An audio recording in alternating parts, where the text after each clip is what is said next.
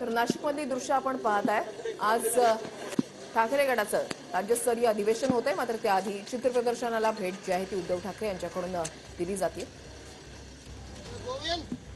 बाळासाहेब ठाकरे यांची आज 98वी जयंती आहे आणि त्या निमित्तानं जे चित्रप्रदर्शन भरवण्यात आलेलं आहे त्याला सुरुवातीला उद्धव ठाकरे हे भेट देतील आणि त्यानंतर राज्यस्तरीय अधिवेशनासाठी ते उपस्थित राहतील।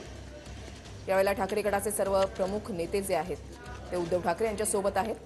दिनेश दुखंडे आमचे प्रतिनिधी आमच्या सोबत आहेत, अधिक तपशील त्यांच्याकडून जाणून घेणार आहोत। दिनेश,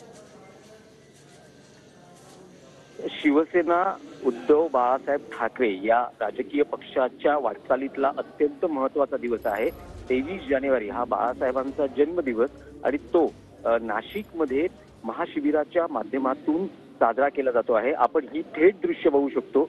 उद्धव ठाकरे, आदित्य ठाकरे तसेच पक्षाचे अन्य नेते हे सगळे एकत्र आहेत आणि ते इथे एक राम जन्मभूमी आंदोलनाचं एक प्रदर्शन आयोजित करण्यात आलेलं आहे।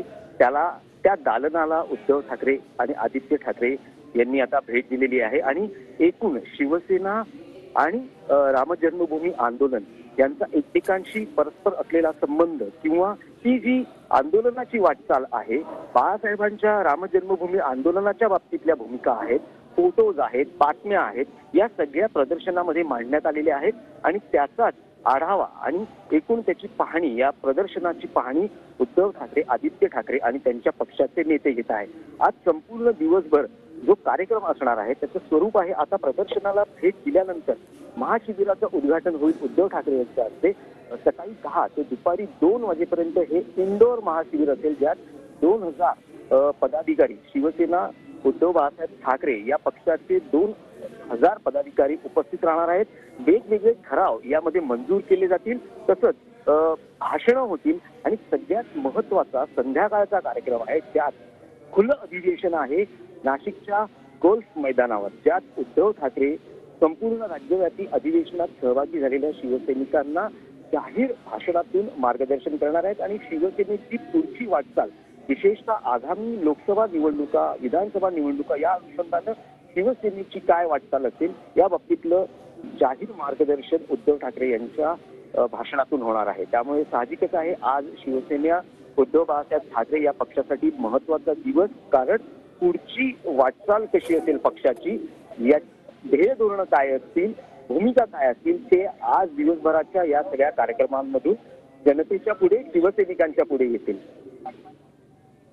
नक्कीच धन्यवाद दिनेश, तुम्ही दिलेल्या सविस्तर माहितीसाठी। तर जे चित्रप्रदर्शन भरवण्यात आलेलं आहे त्याला आता उद्धव ठाकरे भेट देतात आणि यावेळेला ठाकरे गटाचे सर्व प्रमुख नेते जे आहेत ते उपस्थित आहेत। या चित्रप्रदर्शनाला भेट दिल्यानंतर राज्यस्तरीय अधिवेशनामध्ये उद्धव ठाकरे हे सहभागी होतील। अगदी थोड्याच वेळात या अधिवेशनालाही सुरुवात होणार आहे। काल रामलल्लाची प्राणप्रतिष्ठा झाल्यानंतर उद्धव ठाकरे हे नाशिकमधल्या काळाराम मंदिरामध्ये त्यांनी आरती केली। गोदा घाटावर सुद्धा त्यांच्याकडून आरती करण्यात आलेली होती आणि आज राज्यस्तरीय अधिवेशन आणि संध्याकाळी सभा होतीये।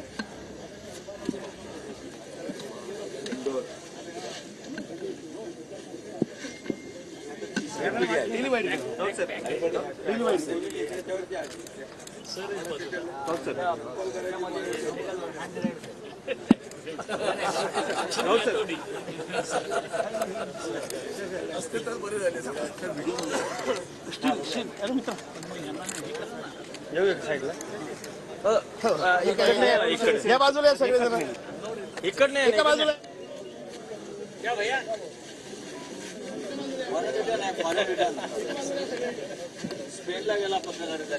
राम मंदिरात फिरायला गेलो, शिवसेनेचं असलेलं योगदान आणि त्याच्यानंतर कालचा जो ऐतिहासिक दिवस की रामलल्ला प्राणप्रतिष्ठा झालेली आहे आणि त्याच्यानंतर आज बाळासाहेब ठाकरे यांची 98वी जयंती आहे।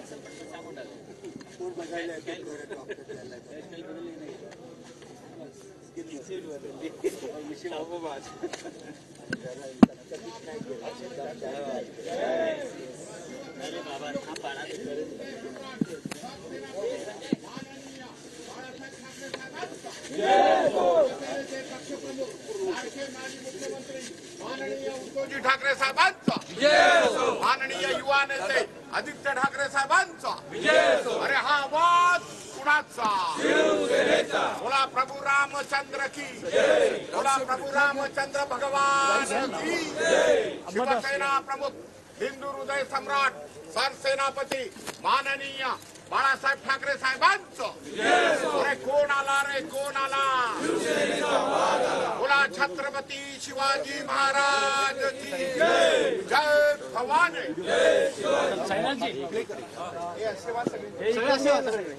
सगळे या इकडे सेंटरला.